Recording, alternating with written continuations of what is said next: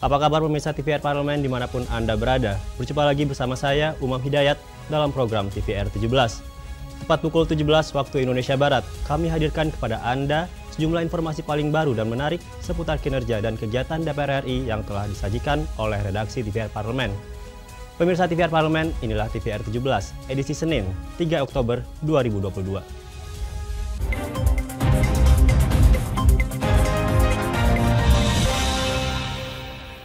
Melalui konversi pers yang digelar siang tadi, Komisi 10 DPR RI meminta kompetisi sepak bola di Indonesia dihentikan sementara sebagai buntut dari tragedi Kanjuruhan.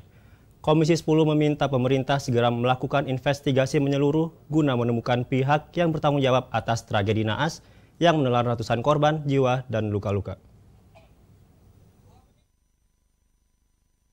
Ketua Komisi 10 DPR RI Syaiful Huda mendesak pemerintah melakukan investigasi terkait tragedi berdarah di Stadion Kanjuruhan Malang yang menelan ratusan korban jiwa.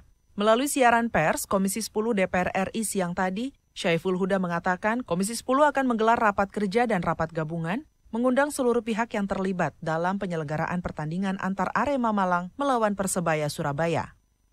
Komisi 10 DPR RI menyesalkan dan turut berduka cita sedalam-dalamnya atas tragedi yang berlangsung pada pertandingan sepak bola BRI Liga 1 pada 1 Oktober 2022 di Stadion Kanjuruhan Kabupaten Malang. 2. Komisi 10 DPR RI akan segera melakukan rapat kerja, rapat gabungan dan atau RDP pada masa reses di persidangan 1 tahun 2022-2023 yang akan mengundang berbagai pihak, di antaranya Kemenpora RI, Kepolisian RI, PSSI, PT Liga Indonesia Baru, perwakilan supporter dari Aremania, panitia pelaksana, dan dari pihak Indosiar. Syaiful Huda juga menyebut Komisi 10 mendesak pemerintah untuk lakukan investigasi mendalam terkait tragedi Kanjuruhan. Syaiful berharap melalui investigasi tersebut pemerintah dapat menemukan pihak yang bertanggung jawab atas tragedi naas yang menelan ratusan korban jiwa dan luka-luka. Panji dan Dodi, TVR Parlemen, melaporkan. DPR RI terus mematangkan persiapan menjelang perhelatan P20 yang akan diselenggarakan pada 5 hingga 7 Oktober 2022 di Jakarta. DPR juga telah menyediakan 55 unit mobil listrik untuk para delegasi sebagai wujud kampanye ramah lingkungan dan mengurangi emisi. The 8th G20 Parliamentary Speaker Summit atau P20 tinggal hitungan hari. Berbagai persiapan dilakukan DPR RI menyambut acara yang akan berlangsung pada 5 hingga 7 Oktober 2022 di gedung DPR RI. Ketua DPR RI Dr. Honoris Causa Puan Maharani meninjau dan memastikan semua persiapan untuk penyelenggaraan pertemuan P20. Saat meninjau persiapan P20 pada Sabtu lalu, Puan Maharani ingin DPR RI memberikan wajah terbaik di hadapan pimpinan parlemen negara-negara G20, sehingga kenyamanan para delegasi P20 menjadi prioritas DPR RI sebagai tuan rumah. Didampingi Wakil Ketua DPR RI Rahmat Gobel, Puan Maharani menjajal mobil listrik yang disiapkan DPR RI untuk dipakai para delegasi P20. Menurutnya, penggunaan mobil listrik ini sejalan dengan salah satu isu yang diangkat dalam P20, yaitu pembangunan berkelanjutan dan ekonomi hijau. DPR RI ingin menunjukkan komitmen dalam mengurangi emisi. Sekretaris Jenderal DPR RI Indra Iskandar menerangkan, DPR RI menyediakan 55 unit mobil listrik Ioniq 5 yang merupakan dukungan dari Hyundai Indonesia. Hal ini wujud komitmen DPR RI mengkampanyekan ramah lingkungan dan menghargai karya anak bangsa karena mobil listrik tersebut dirakit di Indonesia. Selama kegiatan P20 berlangsung, mobilisasi para delegasi akan menggunakan mobil listrik. Adapun sumber listrik untuk daya atau charging kendaraan listrik tersebut berasal dari panel surya yang sudah dipasang di Taman Energi Komplek Parlemen dengan konsep Green Building. Panel surya di Taman Energi itu memenuhi 25% kebutuhan listrik di gedung DPR RI. Indra juga memberi pengarahan dan pesan pada seluruh liaison officer atau LO dan security officer atau SO yang bertugas selama acara P20. Tim Liputan TVR Parlemen melaporkan. Pagi tadi, Sekretariat Jenderal DPR RI melaksanakan upacara peringatan kesaktian Pancasila di halaman gedung Sekjen DPR RI. Upacara diikuti oleh ASN DPR, MPR, dan DPD RI guna mengamalkan dan menerapkan nilai-nilai Pancasila. Sekretariat Jenderal DPR RI melaksanakan upacara memperingati Hari Kesaktian Pancasila di halaman gedung Sekjen DPR RI. Dalam rangka memperingati Hari Kesaktian Pancasila, Sekretariat Jenderal DPR RI melaksanakan upacara di halaman gedung Sekjen DPR RI. Bertindak selaku pembina upacara, Sekjen DPD RI Rahman Hadi, dalam sambutannya Rahman Hadi mendorong agar warga negara, khususnya ASN, di lingkungan Sekjen DPR RI, DPD RI, dan MPR RI memiliki tekad yang sama untuk mempertahankan dan mengamalkan nilai-nilai yang terkandung di dalam Pancasila dalam berbangsa dan bernegara. Bahwa segenap bangsa kita, baik itu dalam pendidikan formal, dalam lingkungan kerja, maka nilai-nilai Pancasila ini harus menjadi suatu program utama dalam penyelenggaraannya. Terbukti dengan wujud kepedulian dan tindak lanjut daripada penanaman nilai ini, kemudian negara membentuk Badan Ideologi Penanaman Pancasila. Sementara itu, Kepala Biro Persidangan 1 Supri Hartini mengatakan dirinya mengajak para ASN generasi muda di lingkungan Sekretariat Jenderal DPR RI untuk menjadikan Pancasila sebagai falsafah hidup dan pedoman bagi ASN dalam menjalankan fungsi pelayanan kepada masyarakat. Nah, untuk generasi muda, inilah momentum bagi teman-teman generasi muda untuk terus kita menjadikan Pancasila sebagai pegangan hidup, pandangan hidup, dan juga ideologi dari bangsa kita, sehingga segala tindakan kita tidak menyimpang dari ideologi kita, yaitu Pancasila. Dodi Muharam, TVR Parlemen melaporkan. Surat edaran mengenai wewenang penjabat atau PJ Kepala Daerah yang diteken oleh Mendagri pada 14 September lalu menuai sorotan dari DPR RI. Informasi lengkapnya sesaat lagi, untuk itu tetaplah di TVR 17.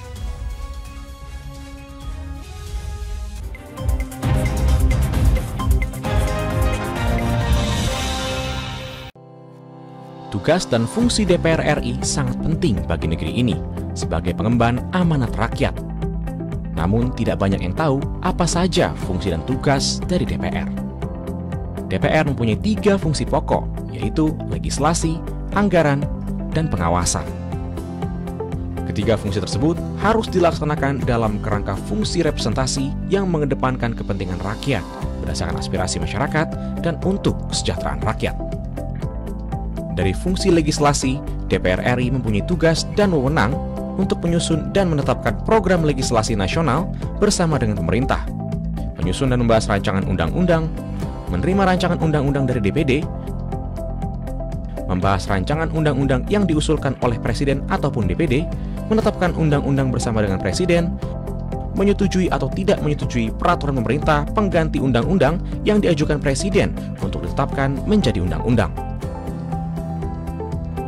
Sementara, fungsi anggaran membahas dan memberikan persetujuan atau tidak memberikan persetujuan terhadap rancangan undang-undang tentang APBN yang diajukan Presiden, memperhatikan pertimbangan DPD atas rancangan undang-undang tentang APBN dan rancangan undang-undang terkait pajak, pendidikan, dan agama, menindaklanjuti hasil pemeriksaan atas pengelolaan dan tanggung jawab keuangan negara yang disampaikan oleh BPK, memberikan persetujuan terhadap pemindahtanganan aset negara maupun terhadap perjanjian yang berdampak luas bagi kehidupan rakyat yang terkait dengan beban keuangan negara.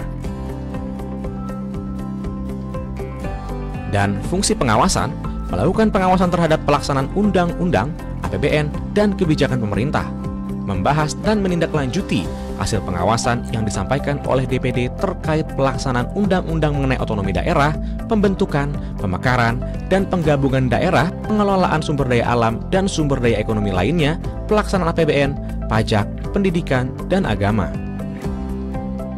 Terima kasih.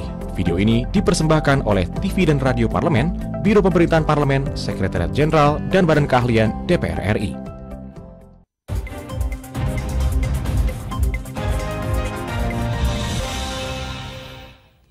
Kembali di TVR 17, surat edaran Menteri Dalam Negeri mengenai wewenang penjabat atau PJ Kepala Daerah yang dapat memberhentikan, memberi sanksi hingga mutasi terhadap ASN menjadi sorotan Komisi 2 DPR RI. Komisi 2 meminta Kemendagri menjelaskan hal-hal prinsip dan batasan kewenangan penjabat kepala daerah dalam melakukan mutasi dan rotasi ASN. Lebih lanjut, Komisi 2 juga meminta Mendagri untuk menjamin agar wewenang tersebut tidak disalahgunakan. Untuk lebih lengkapnya, mari kita saksikan dalam laporan mendalam yang telah dirangkum oleh tim redaksi TVR Parlemen dalam segmen editorial Parlemen berikut ini.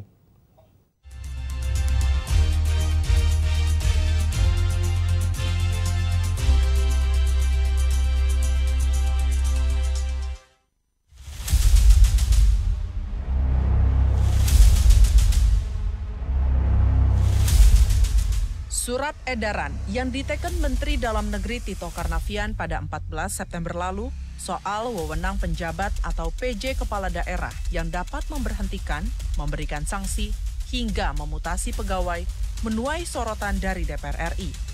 Surat edaran itu membuka potensi PJ Kepala Daerah bertindak sewenang-wenang terhadap ASN. Selain itu, surat edaran tersebut juga bertentangan dengan undang-undang di atasnya. Komisi 2 DPR RI mendorong implementasi surat edaran tersebut diawasi secara ketat agar tidak terjadi penyalahgunaan kewenangan. Anggota Komisi 2 DPR RI Agung Widiantoro mengatakan, Kemendagri perlu menjelaskan hal-hal prinsip dan batasan kewenangan penjabat kepala daerah dalam melakukan mutasi dan rotasi ASN. Sebaiknya penjabat kepala daerah hanya diperbolehkan melakukan pemberhentian atau mutasi ASN jika terkait dengan persoalan administratif. Aturan seberapapun bagusnya, kalau proses perumusan kebijakan di dalam aturan itu berdasarkan latar belakang pemikiran yang baik, tentu implementasinya harus baik. Nah, bagaimana implementasi harus baik ini harus disertai dengan pengawasan yang baik juga, supaya tidak timbul implikasi bias terhadap penerapan aturan tersebut. Kemarin kita sepakat sama-sama Menteri, kita akan membangun ruang pengawasan, ya kan, untuk sama-sama melakukan evaluasi. Komisi 2 DPR RI juga meminta Kemendagri memberikan jaminan agar wewenang yang diberikan kepada penjabat kepala daerah tidak disalahgunakan. Dalam kunjungan spesifik ke Jawa Tengah, Wakil Ketua Komisi 2 DPR RI Yanuar Prihatin meminta Mendagri terus melakukan pengawasan terkait rotasi pemindahan ASN. Menurut Yanuar, pemindahan pegawai ASN tidak semudah yang terjadi karena ada proses yang harus dilalui. Kenapa tidak akan terjadi? Oleh karena pengawasannya akan diperketat, proses akan diperketat. Meskipun diberikan kebebasan, tapi kan nggak semudah itu. Nggak semudah itu melakukan rotasi, mutasi gitu kan, pemindahan pegawai. Karena Mendagri menggaranti, tentu Komisi 2 harus memberikan trust, memberikan pembuktian. Nah, kita lihat nanti betul nggak itu Mendagri menggaranti itu bahwa surat edarannya clear dan aman. Sementara itu, anggota Komisi 2 DPR RI Mardani Alisera mengatakan surat edaran yang dikeluarkan Mendagri harus tetap pada tujuan utamanya, yakni mempermudah dan mempercepat proses rotasi ASN agar tidak terlalu lama terjadi kekosongan pada suatu unit kerja. Mardani berharap surat edaran Mendagri tidak disalahgunakan dan penjabat kepala daerah tidak melakukan perubahan struktural secara fundamental untuk menjaga konduktivitas suatu instansi. Pak Mendagri sudah menjelaskan bahwa itu untuk memudahkan agar semuanya tidak harus lapor ke Kemendagri, tetapi kami melihatnya ini peluang disalahgunakannya besar. Mestinya betul-betul tidak ada pintu bagi PLT untuk melakukan perubahan fundamental. Apalagi alasannya cuma alasan teknis. Mestinya tetap biar kondusif, tidak ada perubahan, tapi Mendagri kerja keras sedikit jauh lebih baik ketimbang ada perubahan yang nanti berpeluang disalahgunakan. Dalam Undang-Undang Administrasi Pemerintahan, sesungguhnya telah diatur bahwa badan atau penjabat pemerintah yang memperoleh wewenang melalui mandat tidak berwenang mengambil keputusan dan atau tindakan yang bersifat strategis.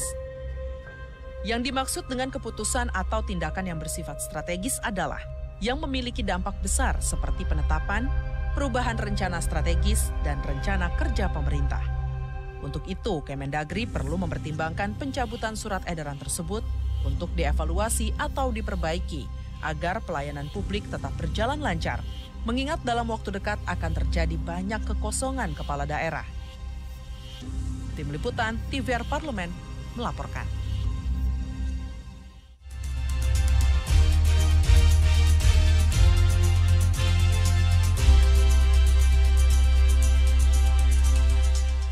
Komisi 10 DPR RI meminta pemerintah melakukan investigasi secara transparan dan menyeluruh terkait insiden yang menyebabkan tewasnya ratusan supporter dalam laga sepak bola Liga 1 yang terjadi di Stadion Kanjuruhan, Malang pada Sabtu, 1 Oktober lalu. Informasinya saat lagi, untuk itu jangan kemana-mana, tetaplah di TVR 17.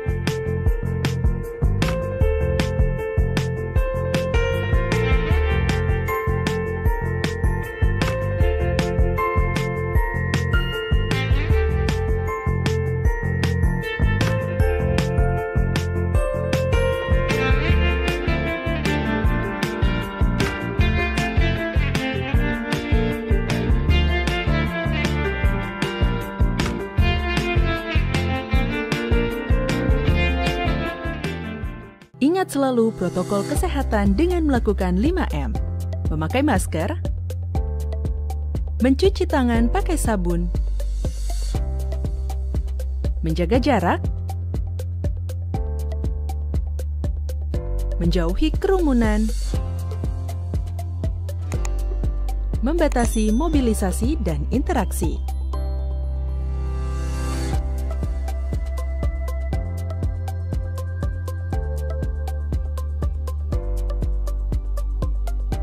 Dipersembahkan oleh Biro Pemberitaan Parlemen, Sekretariat Jenderal DPR RI.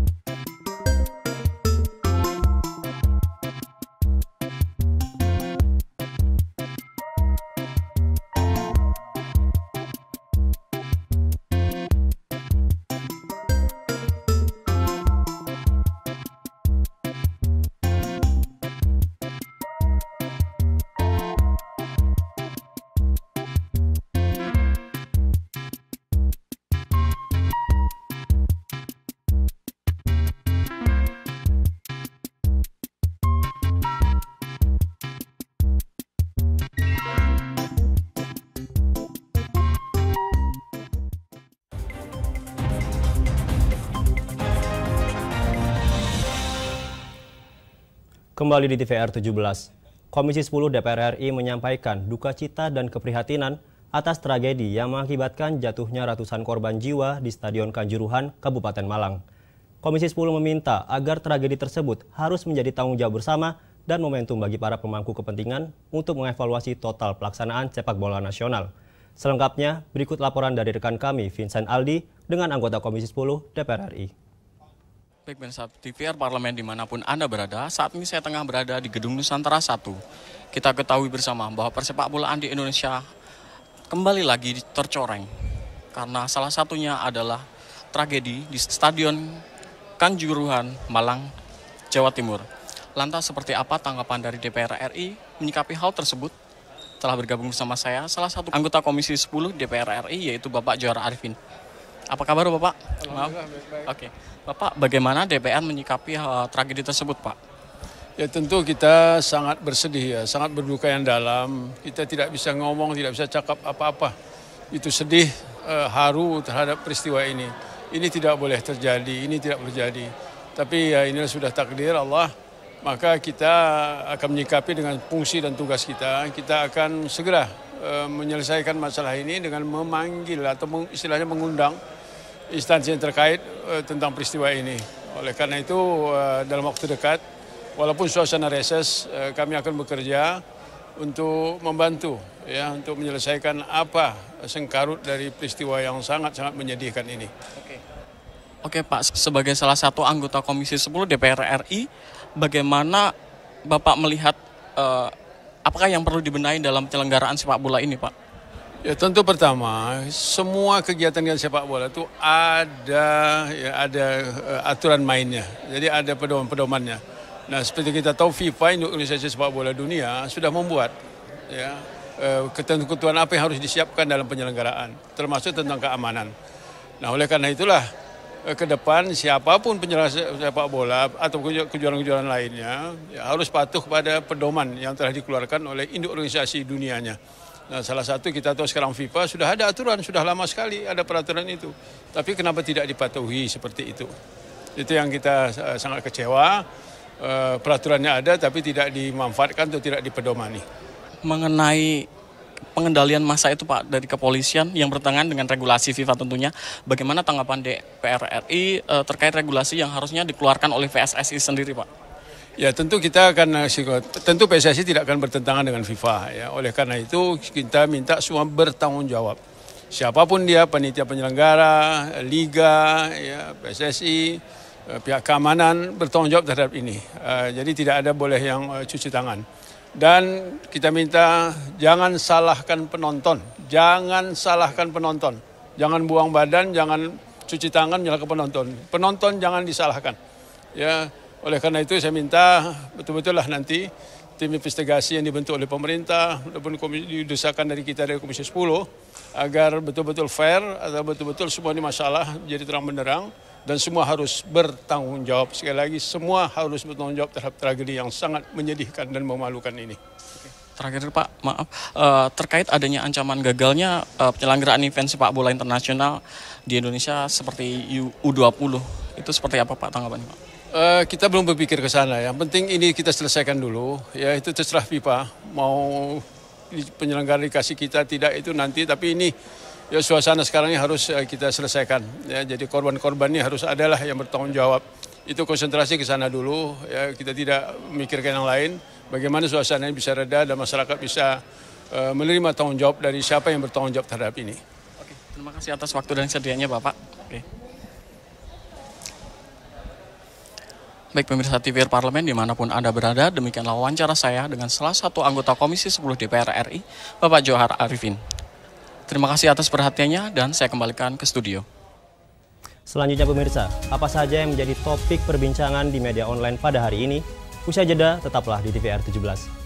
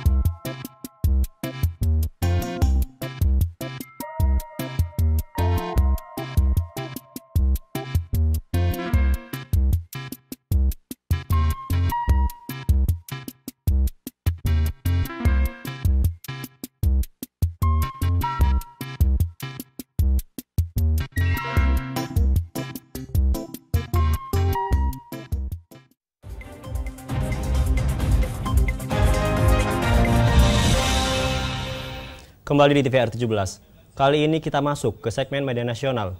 Mari kita simak apa saja yang disoroti media nasional tentang isu-isu terkini serta tanggapan dari sejumlah anggota dewan. Bersama rekan kami, Rini Reski.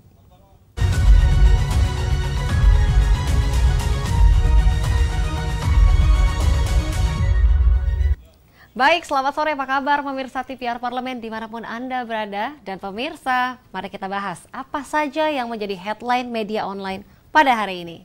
Yang pertama pemirsa, yang menjadi headline di seluruh media tanah air tentunya adalah peristiwa duka yang terjadi di Stadion Kanjuruhan Malang, Jawa Timur. Dan pemirsa, kita bisa lihat di sini seluruh media tentunya membahas tentang ini, dan salah satunya yaitu Ketua DPR RI yaitu Puan Maharani di sini turut berbelasungkawa atas tragedi di Stadion Kanjuruhan. Usai laga Kanjuruhan, dan maksud kami usai laga Arema FC melawan Persebaya yang menelan korban jiwa hingga 127. Oh, tentunya 127 ini bertambah ya pemirsa, karena sudah kemarin infonya sudah 179 korban jiwa yang tewas dan ratusan orang yang mengalami luka-luka. Dan pemirsa, di sini juga Puan Maharani menegaskan tragedi tersebut mutlak harus diinvestigasi secara menyeluruh.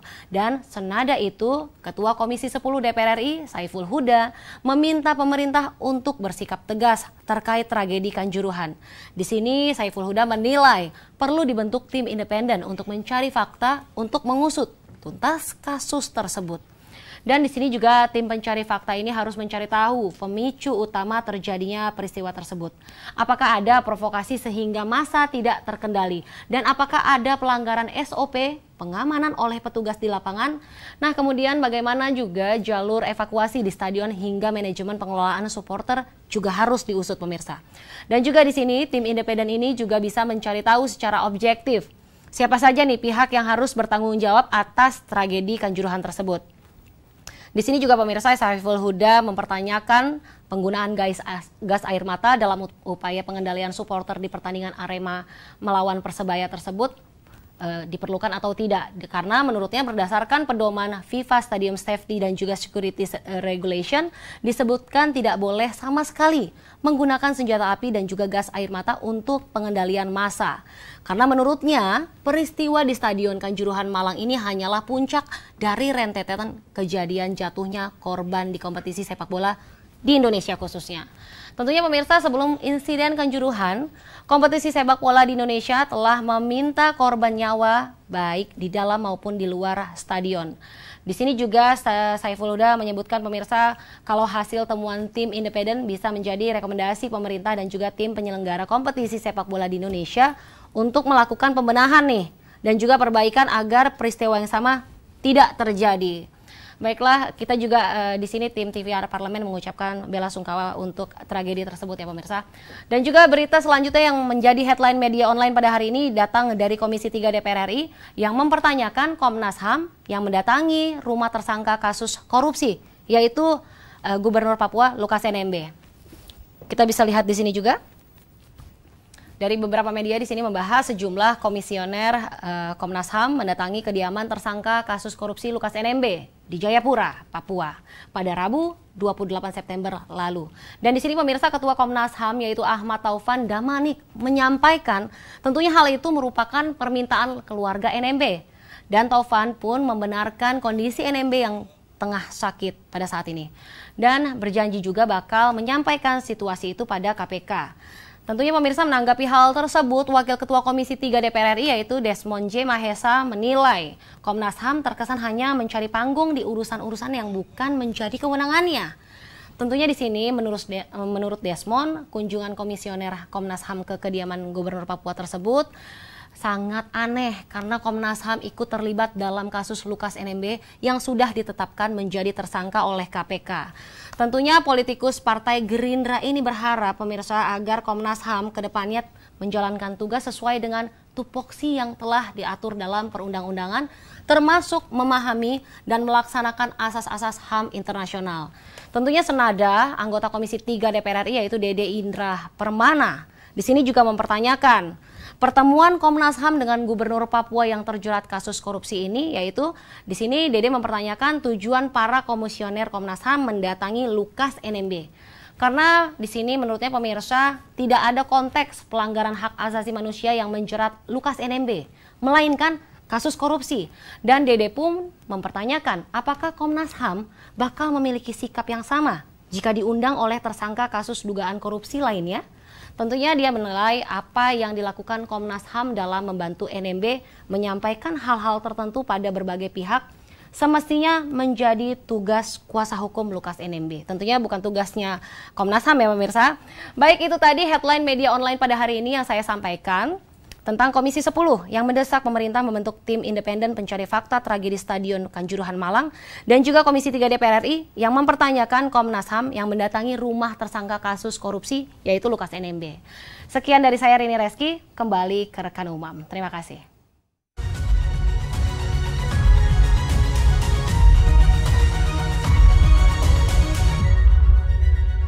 Terima kasih Rini yang telah menyampaikan sejumlah sorotan dari media online nasional pada hari ini.